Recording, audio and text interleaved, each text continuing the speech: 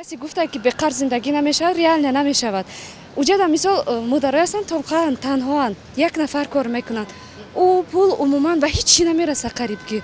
بله هست اویلایی که سه چهار کس کار میکنند ممکن شاید انا او وقتا امو اویلیکو برسونند. دیگه خیلی با یک نفر کار میکند با دو نفر اگر هر دیوایو 1,5-2,000 گیرند عموما اجاره نشین باشد عموما خانه بزرگترین 3-4 هزار تومان میایستد.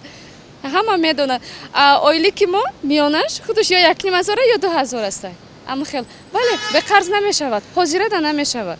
نه به قرض میرود چون میرود سمتره چخیله معاش چخیله کار چخیله میره به قرض. آدمایی هستن که پول بسیار دارن که بعد یک ماه دو ماه که پول نیست میشود. من گفتم اداره پول اگر پول اداره کردن نتونید مقصد مبلغ اداره کردن نتونید مثلا صرف بیهوده صرف ضروری میشد غیر آن میشد مثلا نقلیات غذا دیگر چیزا اینا حتمی هستن مثلا ماشین خریدن یا که بعد مود بازی از قفای مود که رفت حتما چی میشد کیسه خالی میشد زندگی تباه. با فکر من آدم بهترش به قرض زندگی کند لیکن اکنون زمانه پیش رفته ایستاده است برای همین تمام دنیا قرض کتی کارش بود میکند برای همون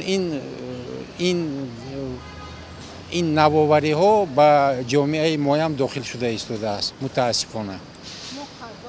نه من قرضدار نیستم هیچ وقت قرض نمیگیرم. Акыма Ахмад митмана потребительский займ бисёр мегирам ойли катаниго мекунам тугри гират агар любой даже амели чам 1000 сум 2000 сум мегири корота буд кардан мегири сичени як сол например масалан гири агар майда ам ойли ката вай када спорда қарызда буд мекунем.